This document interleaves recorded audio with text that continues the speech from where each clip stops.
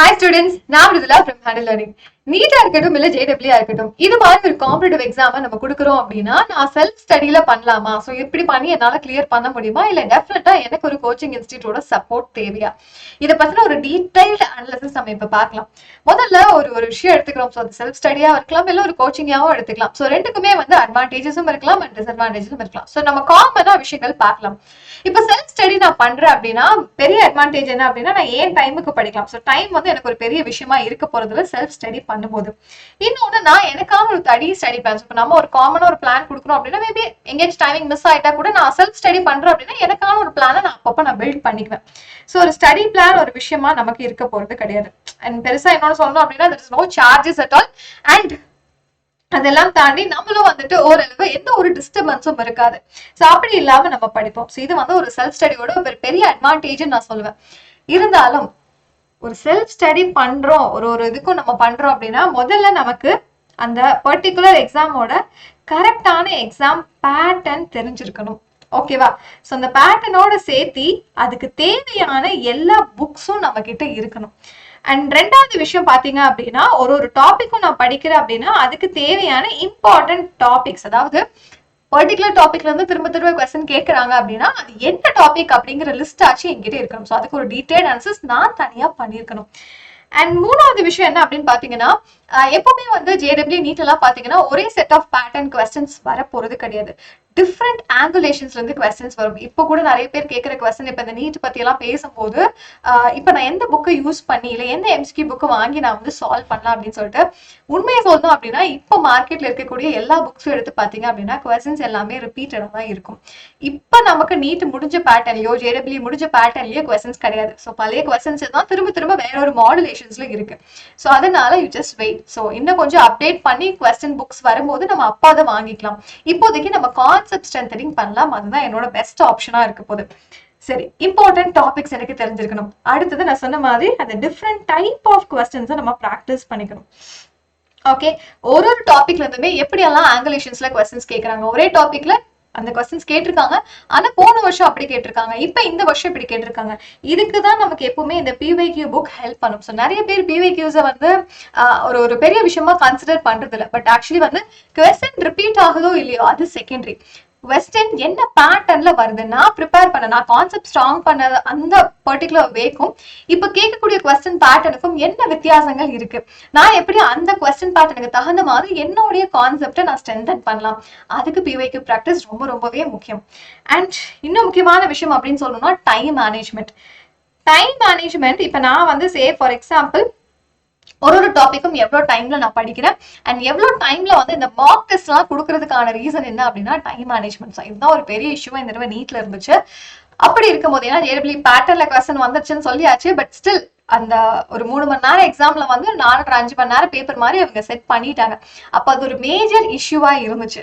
அப்ப அதை நம்ம அடுத்தது அதை சார்ட் அவுட் பண்றதுக்கான வழியை யோசிக்கணும். நான் மார்க் டெஸ்ட் கொடுக்கும் போதே அந்த டைம் மேனேஜ்மெண்ட் எல்லாம் வந்துட்டு ஸ்டெபிலைஸ் பண்ணி வச்சுக்கணும். அடுத்தது இன்னொரு முக்கியமான விஷயம் என்ன அப்படின்னு கேட்டீங்கன்னா கான்ஃபிடன்ஸ். எப்பவுமே வந்து நம்ம வந்து இந்த மாதிரி ஒரு காம்படிட்டிவ் எக்ஸாம் எல்லாம் கொடுக்கணும் அப்படின்னா ஒரு செல்ஃப் மோட்டிவேட்டடாவே இருக்கணும். பிகாஸ் வி ஆல் எல்லாருமே நம்ம படிச்சுட்டு தான் இருக்கோம், படிச்சிருக்கோம், நம்மளும் வந்துட்டு டேலண்டட் தான் அப்படின்னு நம்ம நம்பிக்கணும்.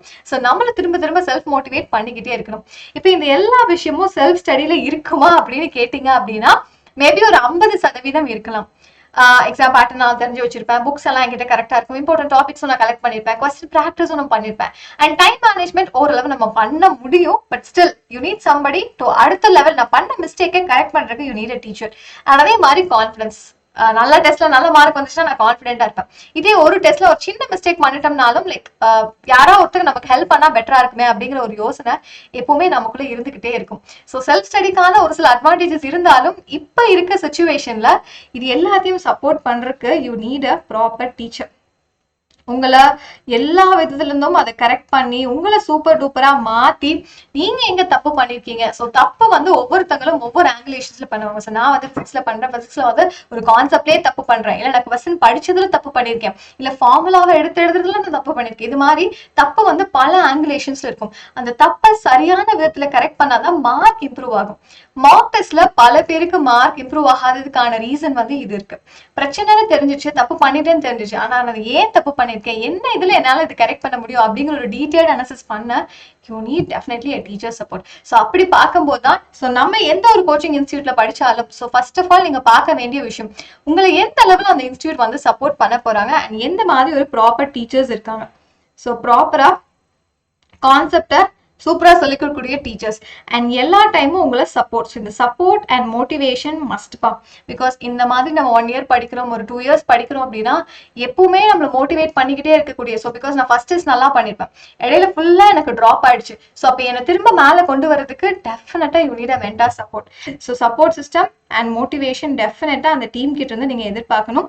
அண்ட் சொந்த மாதிரி மோட்டிவேஷனையும் தாண்டி டீச்சிங், இப்போ இந்த தடவை நீட் பேப்பர் பார்த்துருந்தா நமக்கு தெரிஞ்சிருக்கும், ஒரு ப்ராப்பரா சொல்லிக் கொடுக்கக்கூடிய டீச்சர் டெஃபினட்டா வந்துட்டு இந்த கொஸ்டினை எந்த பேட்டர்னை நம்ம சால்வ் பண்றது அண்ட் எவ்வளவு டைம்குள்ள சால்வ் பண்றது எல்லாமே வந்து சூப்பரா சொல்லியிருக்கணும். ஸோ அப்படி இருக்கக்கூடிய டீச்சர்ஸோட சப்போர்ட் உங்களுக்கு டெஃபினட்டா தேவை. ஸோ சப்போர்ட் அண்ட் மோட்டிவேஷன், ஒரு ப்ராப்பரா ப்ரொடக்டிவா இருக்கக்கூடிய அண்ட் சூப்பரா சொல்லிக்கக்கூடிய டீச்சர்ஸும் நமக்கு தேவை. அண்ட் இதெல்லாத்தையும் தாண்டி நான் சொன்ன மாதிரி இப்போ இந்த MCQ ப்ராக்டிஸ் இருக்கு இல்லைங்களா, அதுக்கு இந்த அப்டேட்டட் சிலபஸ்ல இப்போ அப்டேட்டடான பேட்டர்ன்ல இருக்கக்கூடிய புக்ஸை நம்ம சால்வ் பண்ற மாதிரி இருக்கணும். அப்படியெல்லாம் பார்க்கும்போது ஸோ நீங்க வந்து அட்லீஸ்ட் ஒரு 50% ஒரு கோச்சிங்கோட சப்போர்ட்ல இருந்து செல்ஃப் ஸ்டடி பண்ணா அது பெட்டரா இருக்கும் அப்படிங்கிறது என்னோட suggestion.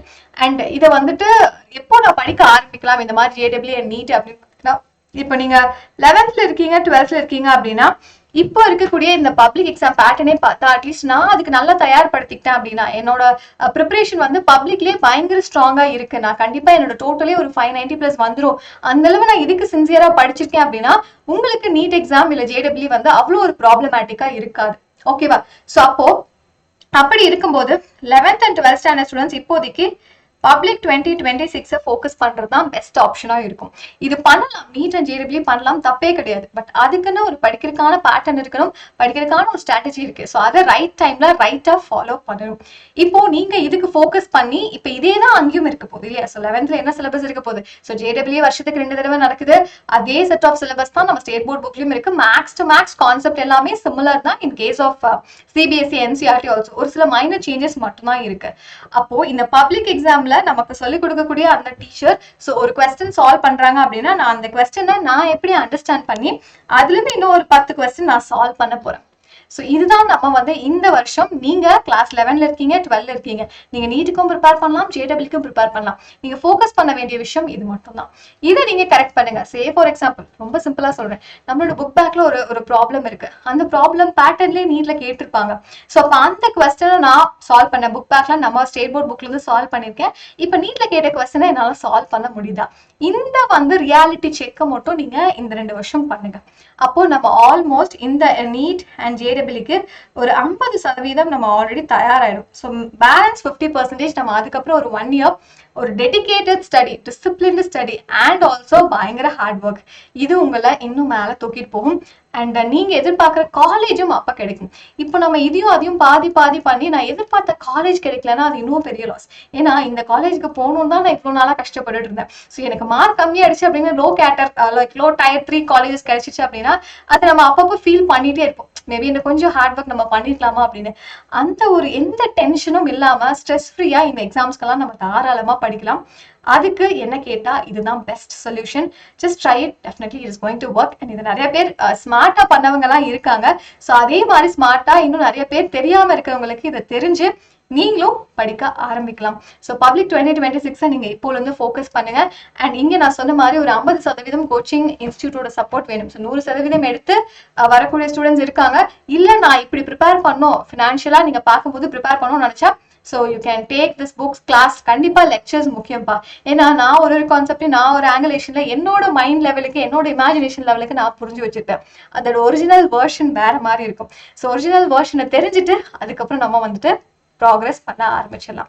And this is what the end of the day. So கண்டிப்பா நீங்க வந்து இப்போ ஸ்மார்ட்டா திங்க் பண்ணி இதை ப்ரொசீட் பண்ண ஆரம்பிக்கலாம். ஸோ பிஃபோர் எண்டிங் ரொம்ப முக்கியமா ஸோ இப்போ நீட் ரிப்பீட் பண்ணலாம் அப்படின்னு இருக்கக்கூடிய ஸ்டூடெண்ட்ஸ்க்கு ஒரு முக்கியமான இன்ஃபர்மேஷன். ஸோ நம்மளோட 100 லேர்னிங்ல நீட் ரிப்பீட்டர் பேட்ச் BSc டிகிரியோட சேர்த்து ஸ்டார்ட் பண்ண போறோம். So this is going to be in both ஆஃப்லைன்லயும் அண்ட் ஆன்லைன்லையும். ஸோ இது வந்து இன்க்ளூடிங் புக்ஸோட தான் வரப்போகுது. நான் சொன்ன மாதிரி அப்டேட்டட் வெர்ஷன்ல தான் வரப்போகுது. ஸோ இந்த ப்ரோக்ராமோட பெனிஃபிட்ஸ் என்னவா இருக்க போகுது? ஸோ பல பேருக்கு வந்து ரிப்பீட் பண்ணா எனக்கு நிறைய வருஷங்கள் ஓடிடுமோ அப்படிங்கிற பயம் இருக்கும். ஸோ அப்படி இல்லாம பெஸ்டா பண்றதுக்காக you will get this. And இந்த டிகிரியுமே வந்துட்டு லைக் உங்களுக்கு நீட் எக்ஸாம் ஹெல்ப்ஃபுல்லா இருக்க மாதிரி தான் இருக்க போகுது. ஸோ இந்த பத்தின எல்லா டீடைல்ஸும் தெரிஞ்சுட்டு எங்களோட சேர்ந்து ஒரு 1 year சூப்பரான ஒரு ஜேர்னியை ஸ்டார்ட் பண்ணி உங்களுக்கு விருப்பமான காலேஜ்ல நீங்க விருப்பப்பட்ட ஸ்கோர், ஓகே, நீங்க அச்சீவ் பண்ண ஸ்கோரை வச்சு தாராளமா போகலாம். ஸோ எல்லா டீடைல்ஸும் தெரிஞ்சுக்க நீங்க இந்த நம்பருக்கு கால் பண்ணுங்க. அட்லீஸ்ட் புட் அ மெசேஜ், ஓகேவா? 9487005944. அண்ட் இதுக்கான ஒரு கூகுள் ஃபார்மையும் நான் உங்களுக்கு கீழே பின் பண்ணி வைக்கிறேன். ஸோ தட் இந்த ஃபார்ம் ஃபில் பண்ணி உங்களுக்கு அந்த டீட்டெயில்ஸ் எல்லாம் நம்ம என்ன ஸ்கோர் பண்ணியிருக்கோம் அப்படிங்கிறதெல்லாம் நீங்க அப்டேட் பண்ணுங்க. ஸோ தட் லைக் வேற யாராச்சும் இன்னுமே வந்துட்டு ஒரு டிஃபைன்டு பாத்ல ஒரு நல்ல சப்போர்ட் தேவைப்பட்டாலும் we can definitely support you guys. So இந்த ப்ரோக்ராம் பத்தின எல்லா டீடைல்ஸும் தெரிஞ்சுக்க டெஃபினட்டா இந்த நம்பருக்கு நீங்க மெசேஜ் பண்ணுங்க. ஒரு வாய்ஸ் மெசேஜ் கூட நீங்க போடுங்க. உங்களுக்கு இருக்கக்கூடிய சந்தேகம், உங்க பேரண்ட்ஸ்க்கு இருக்கக்கூடிய சந்தேகம். ஏன்னா நீட் மாதிரி இல்ல JEE மாதிரி ஒரு எக்ஸாமுக்கு நம்ம ஒரு வருஷம் பிரேக் எடுத்து படிக்கிறோம் அப்படின்னா கண்டிப்பா பேரண்ட்ஸ் சப்போர்ட் தேவை. ஸோ பேரண்ட்ஸ்க்கு இன்னும் நிறைய டவுட்ஸ் இருக்கும். ஸோ நம்ம வந்து ரிப்பீட் பண்ணோம் நம்ம நினைக்கும் போது அவங்க வேண்டாம்னு சொல்லலாம். அது எல்லாத்தையும் கடந்து தான் இந்த மாதிரி ஒரு ரிப்பீட்டர் ப்ரோக்ராம் நம்ம பண்ணணும். ஸோ அப்படி உங்களுக்கு முழு சதவீதம், ஓகே, 100% சப்போர்ட் பண்ண போறோம். Just make sure you call us, இல்ல அட்லீஸ்ட் நீங்க ஒரு வாய்ஸ் மெசேஜ் ஆச்சு போடுங்க. என்னென்ன இஷ்யூஸ் இருக்கு, அது எப்படி சார்ட் அவுட் பண்ணலாம் அப்படிங்கறத we will decide it together. ஓகேவா? ஸோ ஃபார்மை ஃபில் பண்ணுங்க. And all the very best for preparation.